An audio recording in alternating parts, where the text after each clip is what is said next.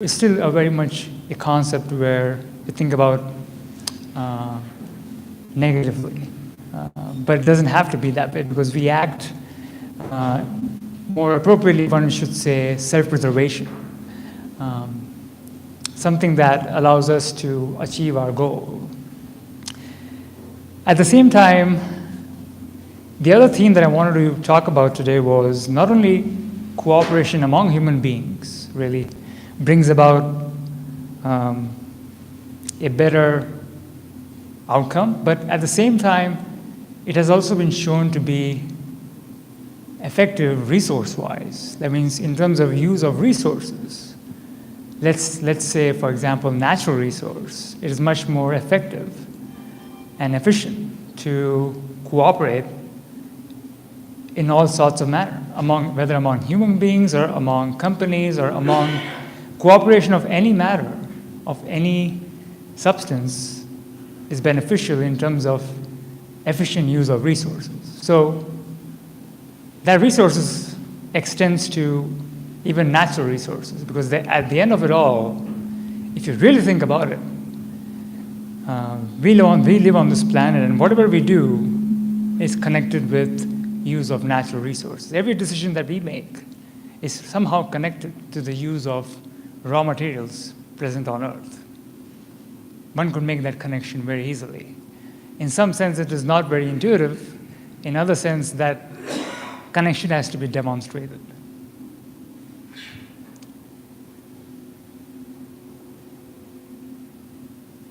The next question that might be coming to your mind is, why I'm the person who's talking about this, I guess. So, briefly, what I do. So I'm a professor at School of Mines in the Industrial Engineering department, and if you walked into my office, I would, so if I were to imagine that you all walked into my office, this is what I would kind of tell you what I do, right? So I teach courses, and in those courses, there are certain topics that are of my interest that I talk about. One of those being, which I will elaborate more, is game theory or cooperative game theory. In addition to that, once I do my research, and doing my research means reading technical articles, working on running algorithms on computer, using software. Once I do that, I then travel to conferences to talk to fellow colleagues in terms of what I found. Teaching, research, and then advising students. And as of late, I've been advising, in fact, I motivated an undergraduate student to kind of think about pursuing a graduate level master's thesis. So I'll briefly talk about what I did with him as part of a summer project that you will see kind of ties into what I'm going to talk about today. But even then, what is it that I actually work on in terms of things that I look into in our planet, in our Earth, if I were to say, how does what I do connect to nature, to cooperation, to Earth, really? So let's look at one example where we talk about farming, and that is an example, a tree that has multiple branches, and those branches have multiple illustrations of what I say real-world systems, and systems that we see day to day. So if you look at farming, for example, one thing that I like to study is what I call cooperative farming, which happens to a certain extent. That is, how farmers can come together and combine their machining equipment, their labor hours, and kind of get access to resources that they might not have been able to get if they were conducting their farming activities on their own. Cooperative farming. How do we incentivize farmers to work together so that they can have access to better equipment? Research question one. If you look at we travel almost every day, not every day, I would say, but fairly frequently. We travel on airplanes, and you must have heard the concept of code sharing among airlines. So what happens when a particular airline code shares a particular flight? How does the revenue get distributed among different airline companies? You also can look at many other examples or real-world systems. The one that I will talk about today is very much related to supply chain, but I will come back to that a little bit later on. How can companies recognize that they can save on transportation-related costs by, again, combining their existing transportation fleet? One thing that I would like to underline is the word resource. So resource could be anything. The context in which I'm going to talk about today is very much related to transportation, but resource could be anything other than transport, use of common farming equipment, if one makes a connection with the agriculture industry. Other good example is even the typical manufacturing environment. How can we come up with ways where, if you think about factories closing down, one way to prevent that from happening is by consolidating some of the functions of multiple plants, let's say 2 plants into one single plant. So how can we find economics of scale so that functions can be combined? So what I'm getting towards is, in all the situations that I outlined, there's always a scenario of cooperation. The question is, when does this take place, and when does this does not take place?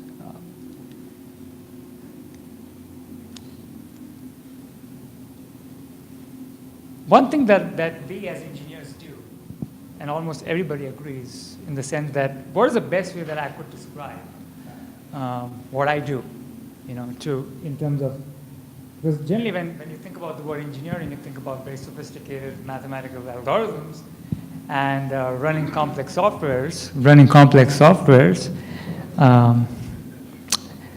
but that made a big difference. So what is it that we exactly do? And what we do is scientific modeling. And what that means is, how can we apply existing mathematical models available to us that we all learned, really, when we went through high school, when we did our undergraduate, how can we apply those models that we learned, those statistics that we learned in our back when we were doing quantitative learning, how we can apply those to real world systems? That's all we are doing, really. So in that regard, we talk about things in terms of systems. And if you look at systems, again, system is a very broad term, and it is used in a way, but this is how I would define it, right? And that definition comes from the broadest possible, that it actually contains a collection of parts that are highly integrated in order to achieve a goal, right? So those parts could be anything. So we could call anything as systems. But there are many kinds of systems. If you really wanted to ask me in terms of how would you classify systems, we talk about biological systems. One example that you see on the slide there is, I've shown, and it was a pretty strategic choice of an example, an aquarium. An aquarium that, so it is a water-based environment, it is an aquatic environment that consists of living organisms. It's pretty amazing to know that ocean and sea sustain so much living organisms, to the point where we have not even been able to account for all living organisms living in the sea. But how is it that a system is able to sustain all those living organisms? We talk about mechanical systems. The example that I've shown there is a crane. Any object for that matter, anything that serves a purpose could be called a system. A car is a system. And all the components inside that car are part of a system. Because the goal is to make the car go from point A to point B. So we have different kinds of systems. We talk about ecological system, climate change, although that's a very big topic. But everybody's trying to study that area in a very detailed way. And that leads to my next kind of system, which is complex systems. Systems that have not yet been truly understood. But one thing I would like to emphasize about system is, whenever we call anything a system, we recognize that it is performing or meeting a goal or an objective. We just don't know yet how it is doing so. In some cases we do, and in some cases we don't. And the place of research potential is trying to understand and then improve that system. And that's exactly how I would classify what is that I do, operations research. How can we understand a system to the point where we can then eventually improve it in terms of performance? So we could look at any kind of system, any kind. So today I'm going to talk specifically about joint delivery system. But frankly, there are innumerable types of systems that we can look into. But this also goes into the concept of systems thinking a little bit.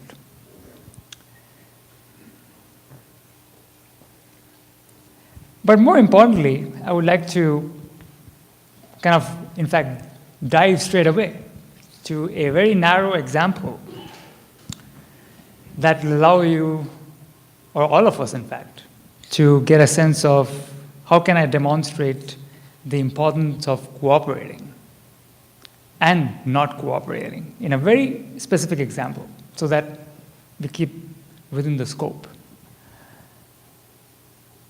Let's say that, we are living in a city and there are two companies, and I would call them, small, medium enterprises. And both of those companies are who are kind of competing with one another and are trying to ship their products to a city, and fortunately it turns out that that city is the same place. So those two companies that are competing with one another are trying to send their goods to a particular city, and what we know is that they are trying to send those whatever they want to send to the same city. But the catch is that both are competitors.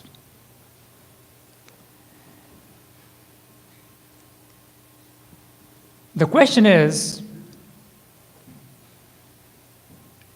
that even though those two companies are competing with one another, but they both don't know, or in fact they do know, that they both want to send or transport whatever they want to transport to a particular city, but it is a core competency for them not to engage in collaboration. So there's an incentive for them to compete, as a matter of fact, in this scenario that I'm trying to highlight. That being that they are competitors, in terms of it is not in their interest to combine their shipments.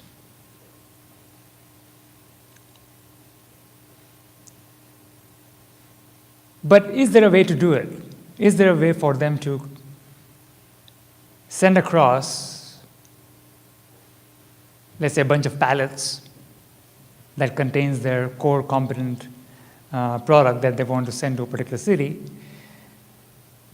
There's an opportunity to combine that shipment. Why is this example kind of important? You'll see at the top that I've used the term sharing economy. There's an increasing scope, increasing gravitation towards using resources effectively. How can we maximize our decision-making process by using resources effectively? The best way to do that is by sharing. So there's a concept of sharing economy that is getting a lot of attention. So let me kind of increase my speed here a little bit.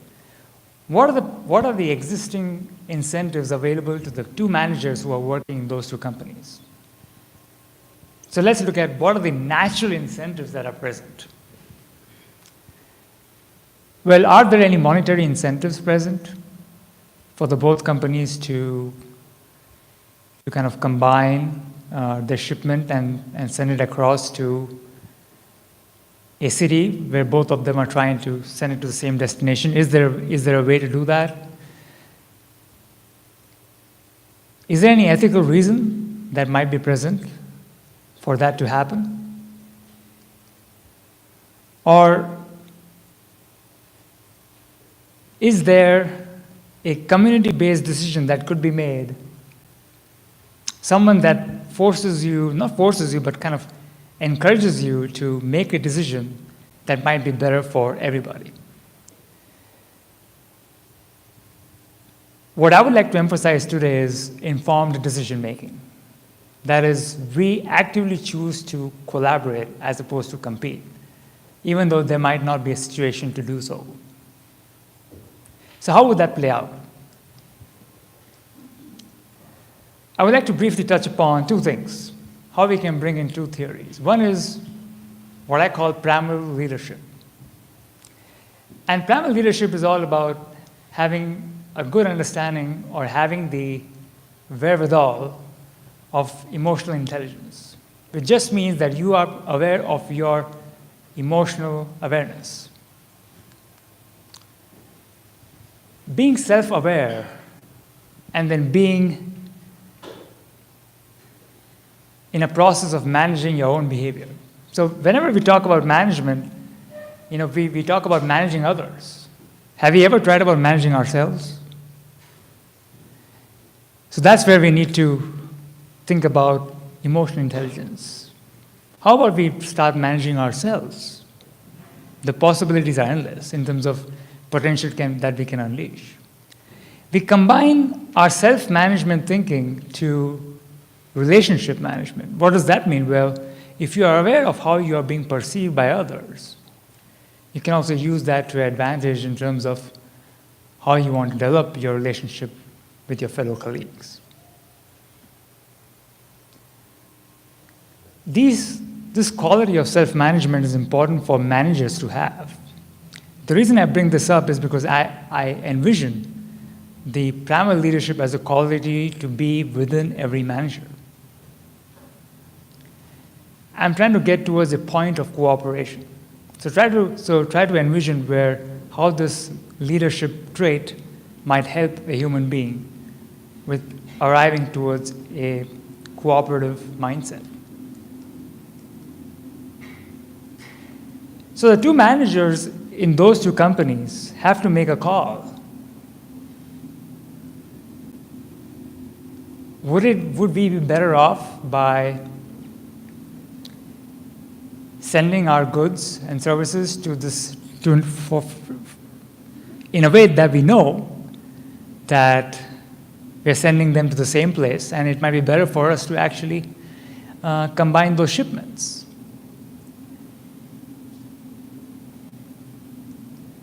How should we act? Should we act competitively or should we act cooperatively? So that's the two questions that must be answered by the two managers in those two companies in the example that I showed you, who by definition, because of my context, they are competing. Let's say they produce a product that that might be beneficial for them profit-wise, but it might not be ideal for them to share the platform or share the transportation mode.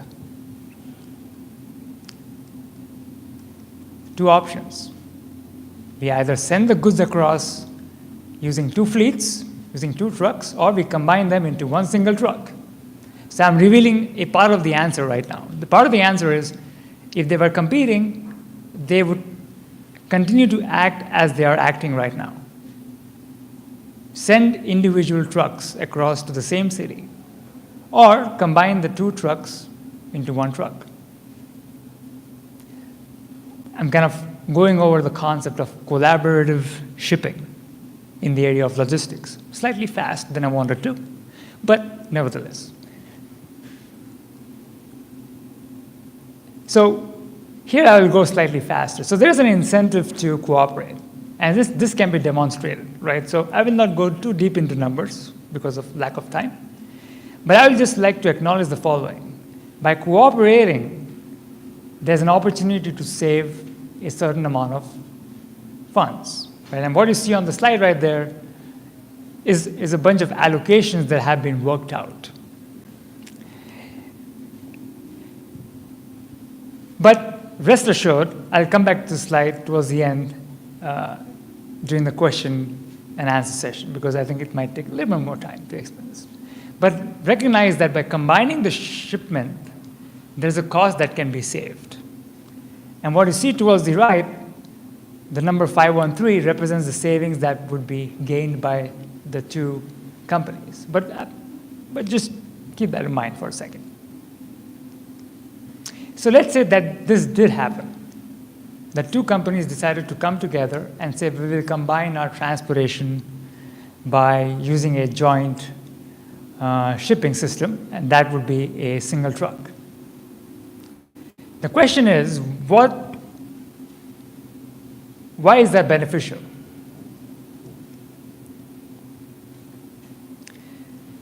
One class that I'm teaching right now is cost estimation for engineers.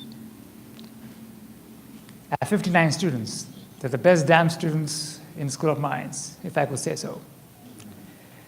And one thing that I tell them, that no matter what decision they make, that decision should follow a triple bottom line approach. That is, the decision is beneficial to the people, to the planet, and to the profit for the company. The decision that I just outlined to you in terms of, very quickly, the process of combining shipment, two companies deciding to combine their shipment as opposed to using their own individual fleet, is a decision that meets all the three criteria. All the decisions must be made. It's a pretty well-known concept that would lead to better bottom line for the company, at the same time be beneficial to the environment, at the same time lead to growth of the labor that is working within that company, employee development. This is how that happens.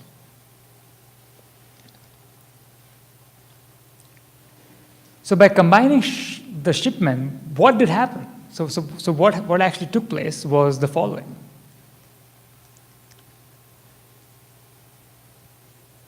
We immediately reduced,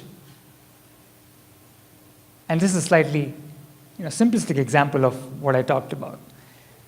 We reduced the number of trucks that the company owns in their fleet.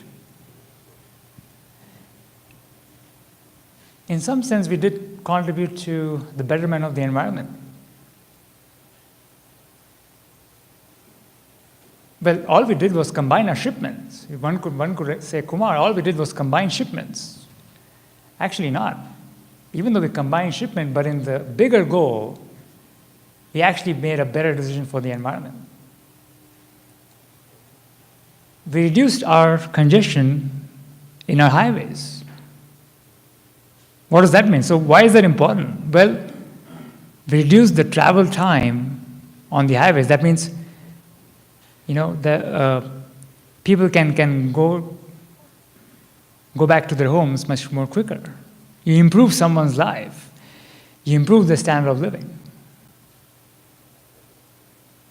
A husband can go back from working hard day in their office quickly to their families.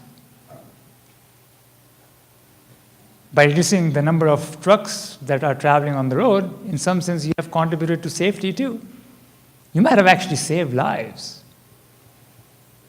But all we did was we just decided to combine our shipments. As two managers in two different companies decided to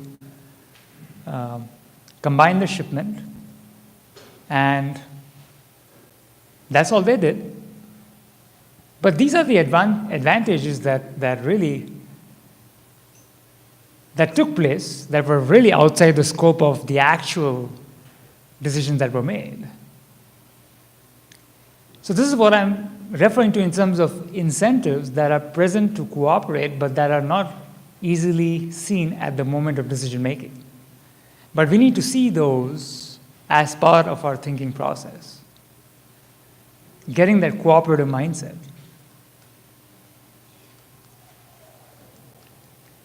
So if we had decided to not cooperate, the reverse would have happened.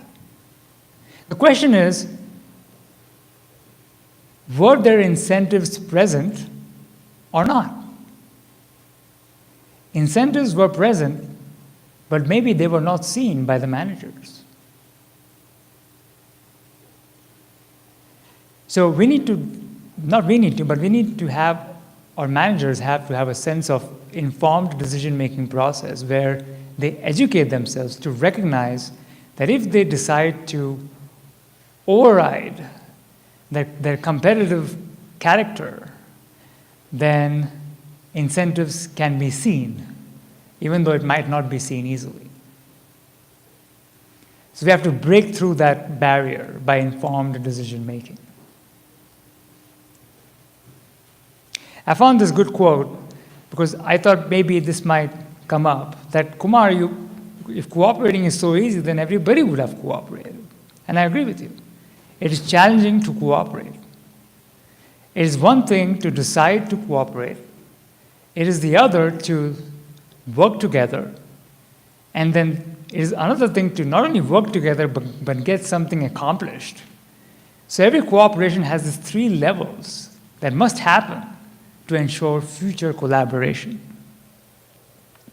So I think this quote by Henry Ford really encapsulates, in some sense, in my opinion, not only we should cooperate, but at the same time, recognize the limitations of cooperation, but also at the same time, appreciate the fact that incentives can be generated or can be seen by the right mindset, by having the right framework.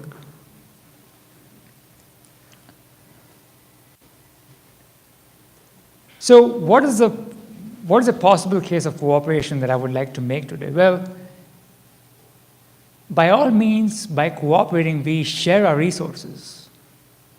Sharing our resources will always lead to better decisions in terms of utility, in the context of environment, but even in terms of meeting our overall objective. So it is best for even effective use of resources.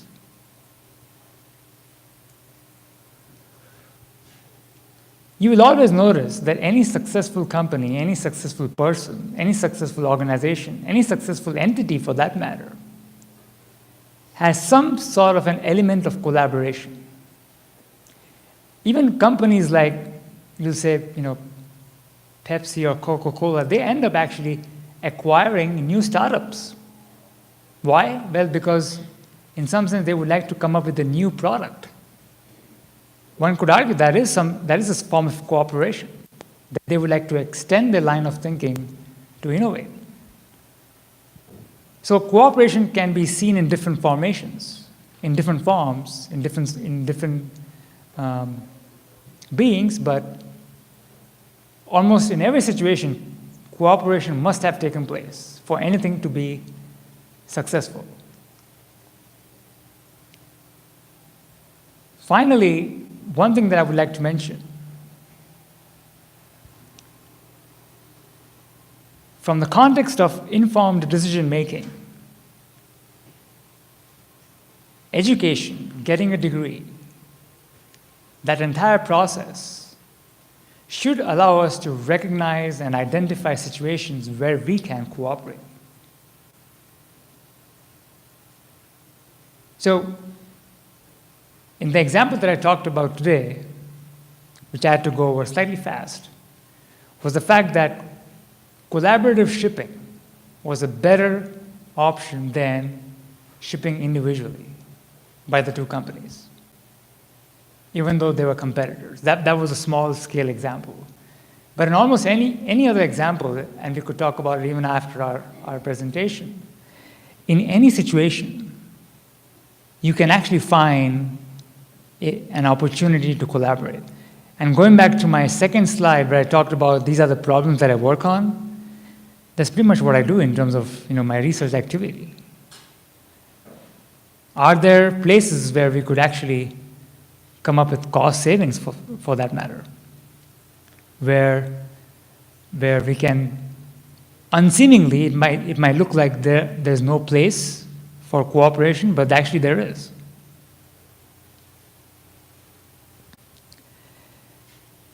One final note that I would like to make about this collaborative behavior that I talked about was that one picture that I saw, or image per se, this Mars rover exploration that had a picture of a tiny speck of Earth from Mars. And that kind of gave you a perspective of the finiteness of the resources that we have. One of the reasons that we decide to compete is that in some sense we kind of implicitly assume that we have unlimited resources, but we actually don't have unlimited resources. We have very finite resource. We live on one planet, Earth. And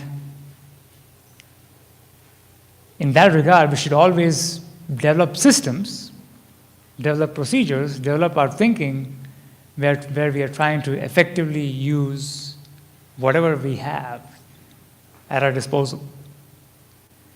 And you will notice that any environment of competition that you ever look into, you are essentially duplicating resources. So that's why I had one of my bullet points there in terms of long-term sustainable solutions.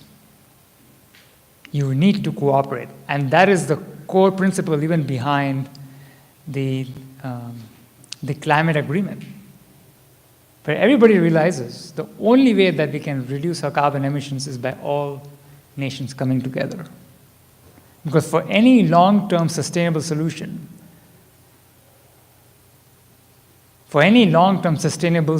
even for a company, let's say, there has to be an element of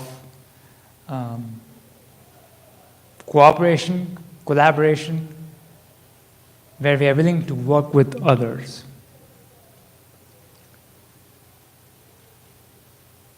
So, on that note, I would like to end my talk and open the floor to questions and comments.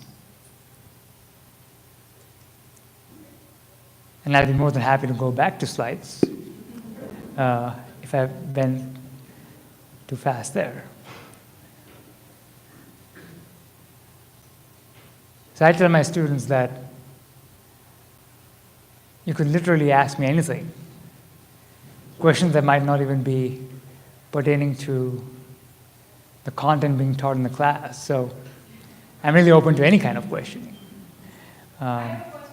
Yes, go ahead. So have you had other people at the School of Mines or elsewhere study how nature cooperates and what we might learn from that? And then also, how is our brain developed? And where do we default to competition and where do we default to cooperation? Absolutely. So in the School of Mines, definitely we have certain faculty members who they look into biological systems that I talked about in my second slide. So that's where, let's see if I can Every system that I showed you on that second slide has the potential for an independent research.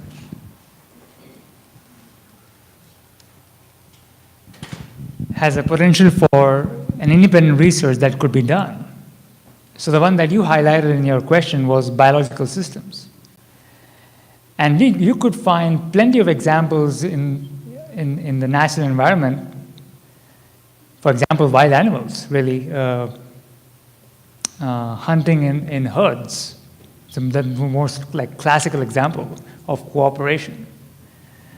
Why does that happen? Why do they choose to work together? Why do certain animals choose not to behave in a herd mentality? So within the natural environment, there are plenty of examples where you could find cooperation. There's one research project that I recently heard about where ant colony is one that was recently funded at School of Mines. So ants are classical